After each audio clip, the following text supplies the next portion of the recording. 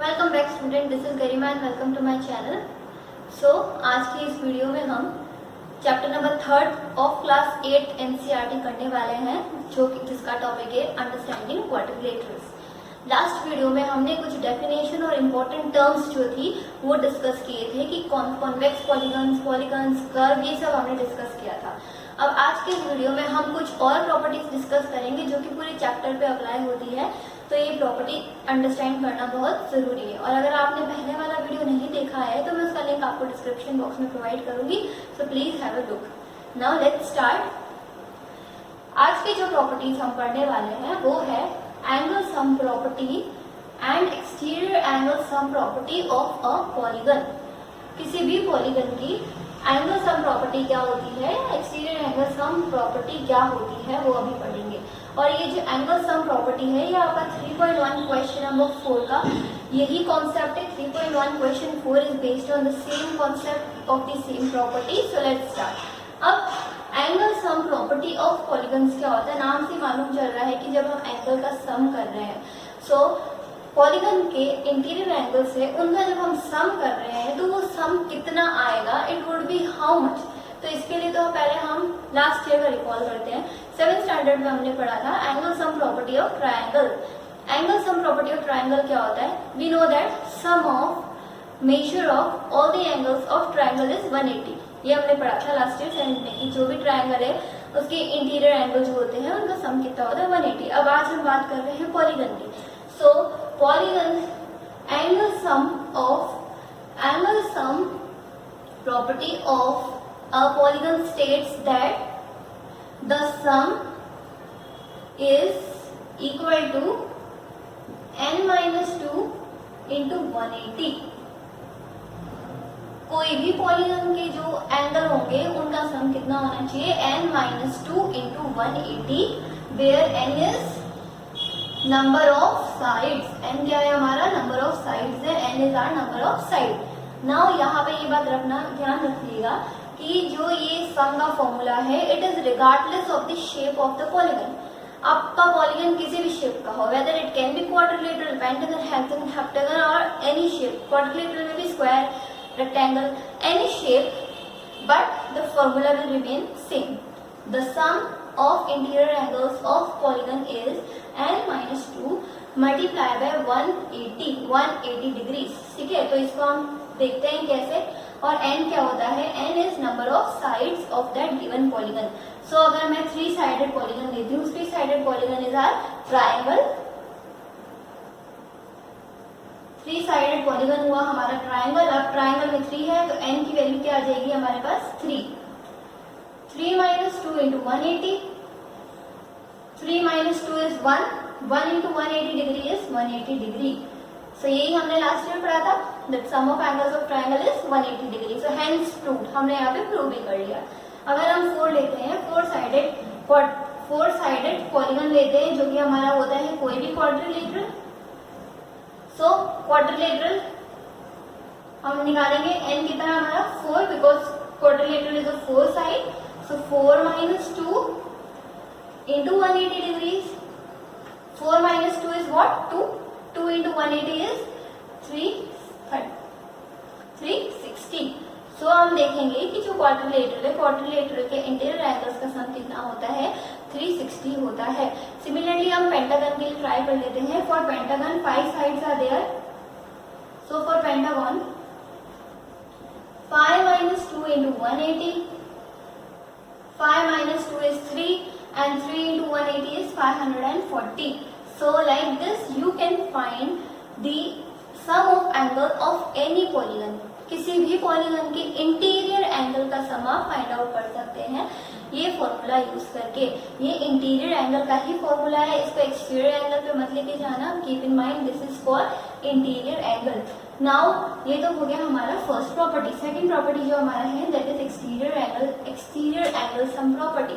जैसे हमने ये पढ़ा था इंटीरियर एंगल सम, वैसे ही एक्सटीरियर एंगल सम। अब इसमें डिफरेंस क्या हो गया, एक्सटीरियर एंगल आ रहे हैं, मतलब हम बाहर वाले एंगल्स ले रहे हैं। अगर आपको नहीं मालूम है एक्सटीरियर एंगल क्या होते हैं तो हियर जस्ट सी, सपोज मैंने ये I am making this triangle, I am just producing the sides.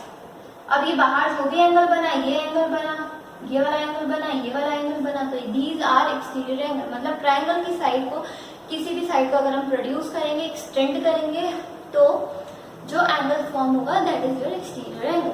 अब हम देखते हैं कि exterior angle property, exterior angle sum property क्या होती है। So sum of exterior angles, exterior angle is always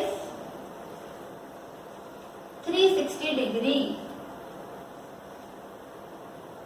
जो एक्सटीरियर एंगल होता है, एक्सटीरियर एंगल का जो सम होता है किसी भी पॉलीगन का, of any polygon, the some is always 360।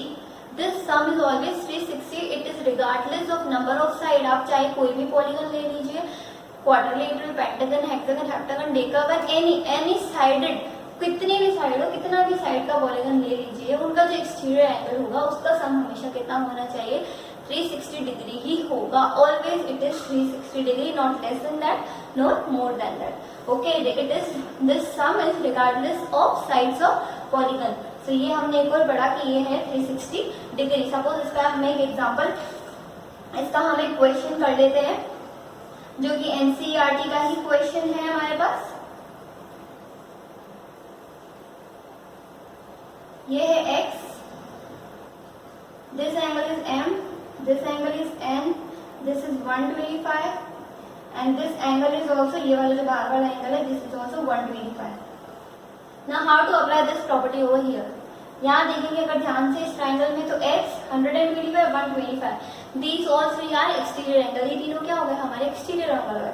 तो अगर हमको x फाइंड आउट करना है, if we have to find out x, क्या करना है, अभी प्रॉपर्टी यूज करी, sum of exterior angle is always 360। so when we add these three we are going to get 360। so ये हो गया हमारा x plus 125 plus 125 is equals to 360 degree and x plus 125 plus 125 is 250 is equals to 360 and x is 360 minus 250 degree is 110. So we are getting the value of x is 110. See how easily it has come. अगर ये property हम नहीं पढ़ते, ये property नहीं होती, तो हमको कैसे फाइंड आउट करना पड़ता। फर्स्टली हम इसका और इसका लीनियर पेयर फाइंड करते, तो ये एंगल फाइंड करते, फिर इसका और ये लीनियर पेयर यूज करके ये वाला एंगल फाइंड करते, और फिर जाके हम दूसरी प्रॉपर्टी लगाते हैं। सो विदाउट, इसमें हमारे 3 स्टेप्स बच गए। डायरेक्ट 3 स्टेप का सिंपल हमारा सिंगल स्टेप में आंसर आ चुका है। So this is our sum of exterior angle property. Now next more properties आ रहे हैं, 2 more property जो हम already पढ़ चुके हैं, लेकिन अभी हम उसको सिर्फ रिवाइज करेंगे। एक तो होती है जो angle sum property of triangle, वो हम ऑलरेडी पढ़ लिए। नेक्स्ट हमारा है लीनियर पेयर, नेक्स्ट है लीनियर पेयर, और एक हो गया एक्सटीरियर एंगल प्रॉपर्टी।